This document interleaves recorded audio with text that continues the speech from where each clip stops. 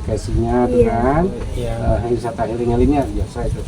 Nah ini sejarahnya banyak. Satu, Pak ke Jakarta ya, tur ya, itu paling-paling kan Monas ya paling? Iya, Monas Lubang Buaya. Monas siapa? Diorama yang di dalamnya itu kan, Lubang Buaya dengan patung-patung. Yang bikin siapa? Itu yang ada di sini. Bapak Insinyur Sabtoto yang bikin dinosaurus yang legenda Kamandoko itu patungnya sama yang patung di dalam Sabtoto itu, Insinyur Sabtoto.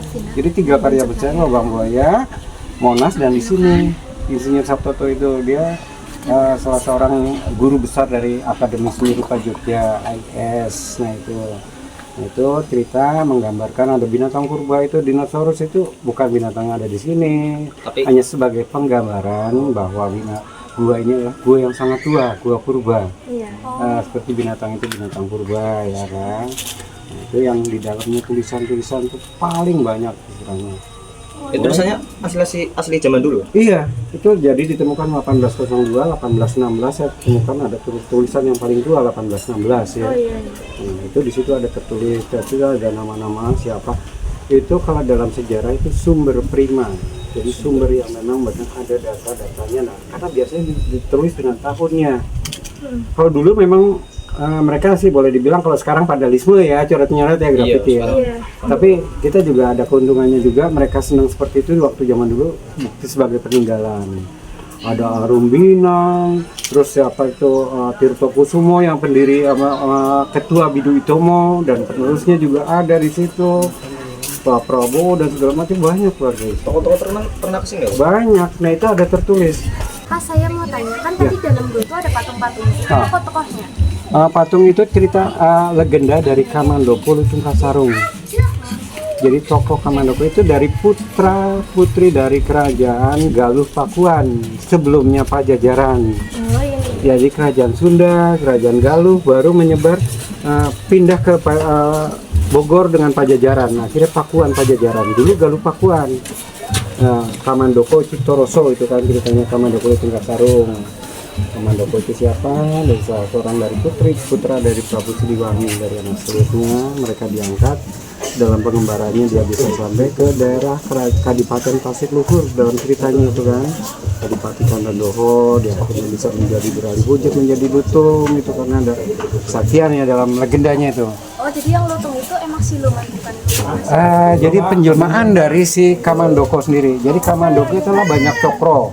Waktu diorama pertama itu Kamandoko sedang banyak cokro dengan banyak gambar mau diangkat jadi raja sama bapaknya, tapi dia belum mau karena belum mempunyai istri. Dia ada keinginan mempunyai istri yang mirip dengan ibunya.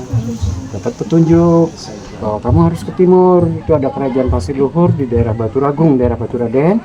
Nah di situ ada betulan mirip dengan ibunya. Akhirnya dia dalam pengembaraan tidak boleh menggunakan nama aslinya, menggunakan nama Raden Kamandaka. Nah itu di situ dia dipungut sama adipati di sana, Adipati Kandandoho. Akhirnya ketemu dengan putri ini, tapi dia akhirnya backstreet lah istilahnya ya.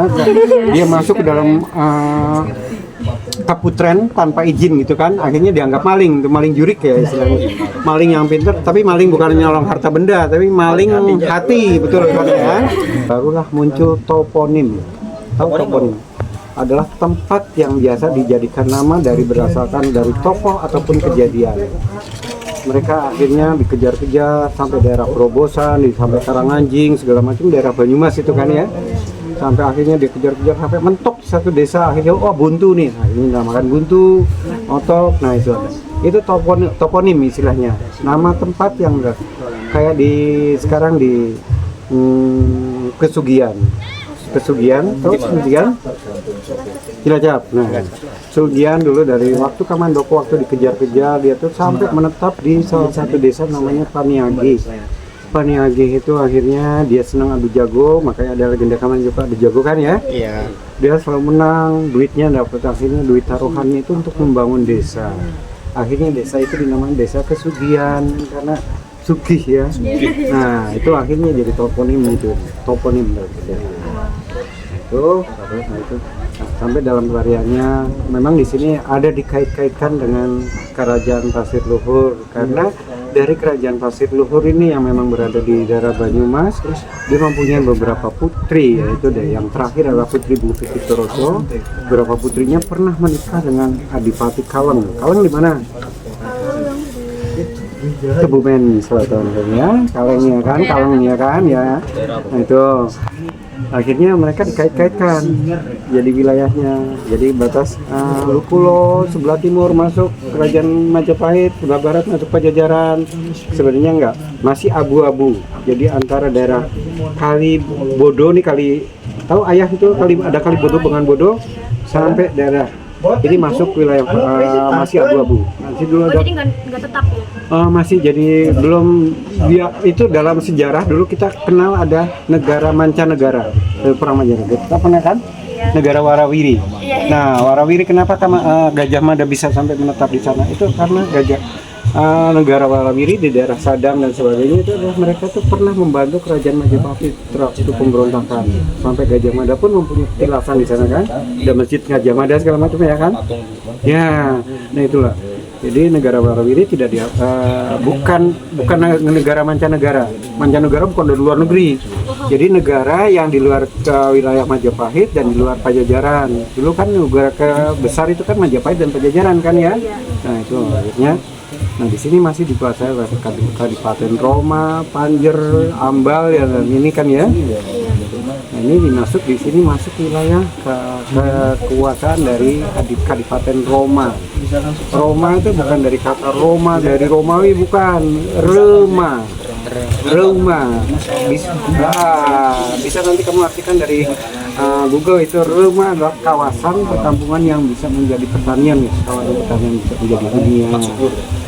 Betul. Nah, itu akhirnya Roma itu adipatinya adalah Kertanegara. Waktu ya Kertanegara karena makamnya kan ada kan di Gombong kan? Ya, dia itu karena waktu itu dia lebih memihak kepada pribumi yang dengan Diponegoro ya. Waktu itu perang Diponegoro tahun berapa? Ayo, 1825, 1830. Ya kan? Gua Jati Jajar udah ditemukan 1802. 1825, 1830 itu perang Diponegoro. Nah si Kartanegara Banyak Wide, Kartanegara ini membantu Pangeran Diponegoro. Dia mendapat gelar Banyak Wide adalah Kartanegara Banyak Wide. Itu Mbah Buyutnya dari Prabowo. Nah, jadi Prabowo di situ ada berapa generasi? Ada Prabowo, ada Sumitro bapaknya, ada Margono mbahnya yang punya rumah sakit, dan Banyak Wide Mbah Buyutnya. Saya mau tanya lagi, kalau di dalam gua kan ada airnya. Iya. Itu dari mana? Sungai. Air semua berasal dari atas, dari langit. Dari mata air yang Dari langit. Iya. Nah, ini gua ini merupakan gua solution cap. Jadi gua solution beresapan. Jadi gua yang air masuk ke dalam tanah karena ini kawasan kars ya. Kars airnya itu kapur itu kalahnya dengan mineral dari air hujan. Jadi mungkin nanti bisa unsur-unsur kimianya H2O dengan HO2 jadi H2CO6 itu adalah menjadi gua bentukannya H2O hidrogen dan oksigen ya udara. Bentuknya gua itu karena dulunya merupakan dasar laut yang paling dangkal, yang paling dalam di Sadang. Karena mereka kemudian makanya di sana ada dasar laut kan ya, dasar laut purba kan. Nah di sini paling dangkal. Ini terbentuknya 15 juta tahun yang silam. Iya, makanya tuh kalau tadi ya, kamu pernah lihat nanti dekat payung di situ ada kursi, di mana ada kursi itu tetesan air dari atas. Yang patung ya. Payung kuning. Ya, di belakang itu ada kursi, ada di sesi air itu ada bekasnya stalaktit dan stalagmit. Stalaktit yang di mana? Yang di atas kan ya? Ya, yang di atas yang menggantung ya. Stalagmit di bawah. Itu di batu di kursi itu udah umur 40 tahun kursi itu ya, baru setebal itu baru fisiknya. Terus bagaimana bagaimana bisa sampai menjadi kayak di samping Kamandoko yang besar itu kan pilar itu. Jadi tetesan stalaktit dengan stalagmit akhirnya menyatu menjadi pilar. Nah, gimana bisa jutaan tahun bisa terbentuknya di situ. Itulah, jadi memang harus kita jaga gitu. Dan di sini juga tadi kita di pintu keluar sini juga kita melihat satu keistimewaan daerah Kars Gombong Selatan ini dengan jenis tanahnya juga ini ada masih terbentuknya itu apa tuh? Kayak batuan-batuan itu lelehan itu tapi berbentuk ada pas itu masuk jadi kayak mengkilat-mengkilat kayak batu ini ya. Kayak gitu. Nah, itu adalah kuarsa. Ya, kuarsa jenis pasiran. Mungkin kalau di daerah Kalimantan itu kalau gua kuno ya, akhirnya kuarsa itu akhirnya membeku menjadi batuan. Kalau sekarang kita kenal batu cubung asihan atau amatis menjadi bentuk kaca. Karena ini kan karena belum terlalu tua ya. Tapi alhamdulillah masih bisa. Berarti di atas ini mengandung kuarsanya. Nah, nggak semua gua lo mempunyai batuan kuarsa itu karena wilayahnya. Di Indonesia ini ada berapa? Di ini banyak sih ya, kawasan kasir mulai dari Sukabumi sampai Pacitan, Gunung Sewu gitu. Terima kasih ya Pak atas Ya. wawancaranya. Apa Pak? Terima kasih sudah buka. Ya, kapan-kapan buka aja. Mengganggu. Nggak apa-apa.